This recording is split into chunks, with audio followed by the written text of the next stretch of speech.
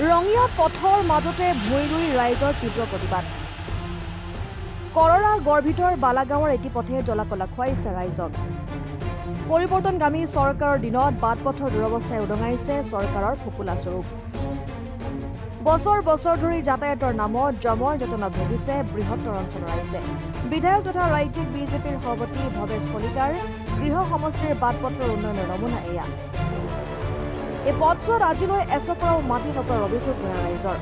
অতি শীঘ্ৰে পথছোৱা মেৰামতি কৰিবলৈ আহ্বান বিধায়ক ভৱেশ কলিতাৰ।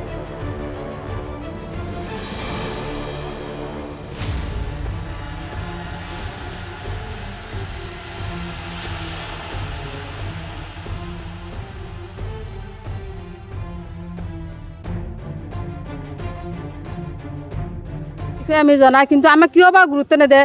কিন্তু আমি ভৱেশ কলিতাৰ মানে বিজেপিৰে মানুহ, আমি ভোটটো বিজেপিত দিওঁ। আমি যিমান দিনৰ পৰা ভোট দি আছোঁ, ভোটৰ অধিকাৰ হৈ আছোঁ, আমি সেইদিনৰ পৰা বিজেপিত ফুলতে আমি ভোট দিওঁ। কিন্তু আমাক কিয় গুৰুত্ব নিদিয়ে।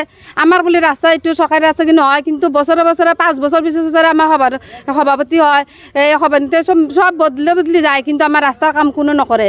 ইলেকশ্যনৰ সময়ত ক'ব এইটো ৰাস্তা হ'ম বুলি ক'ব, আমাক প্ৰতিশ্ৰুতি দিব, কিন্তু নাই, কোনো কাম নকৰে। মই 2009 মোৰ বিয়া হৈছে, অহাৰ পৰা মই 5জন হেৰি হৈছে, আমাৰ MLA হৈছে, হেৰি হৈছে, এই মেম্বাৰ হৈছে, কিন্তু কোনো এটা মেম্বাৰে কাম কৰি দিয়া নাই।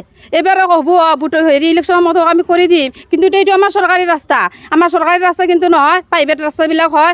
এইটো এতিয়া যিটো বানপানী ভাঙি নিছে, মেৰামতিৰ কাৰণে পইচা আহিলে এইটোত এক হেৰি চামুচো মাটি নপৰে আমাৰ ৰাস্তাত।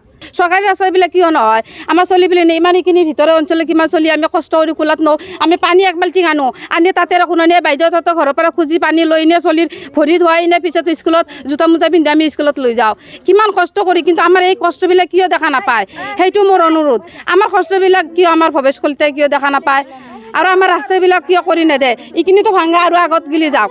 কিমান হেৰি বছৰে 5 বছৰ মূৰে সিহঁতক ভোট দেওঁ, দি পেলাই সিহঁতক ৰজা মন্ত্ৰী বনাই আছোঁ। সিহঁততো আমাক গুৰুত্ব দিব লাগে, আমাৰ ৰাস্তাখিনি বনাই দিব লাগে।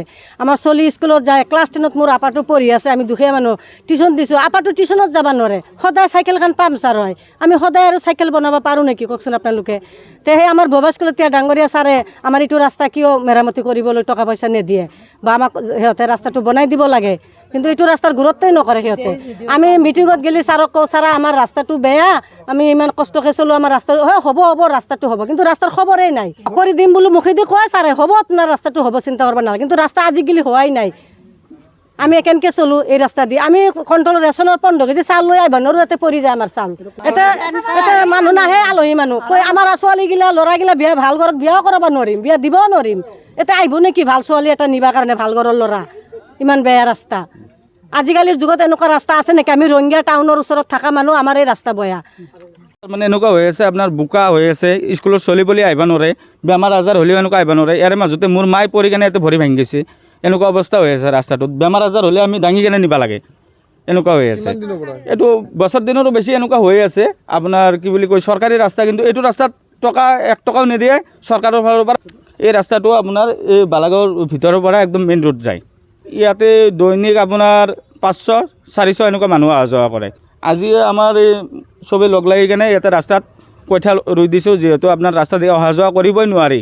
তে ইয়াতে ধানেই হওক, তাৰ কাৰণে কঠীয়া ৰুই দিছোঁ, প্ৰতিবাদ কৰিছোঁ।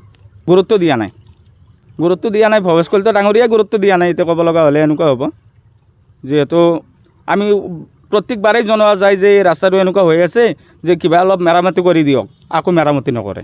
তেওঁৰে হয়, ভৱেশ কলিতাৰে গুৰুত্ব দিয়া নাই।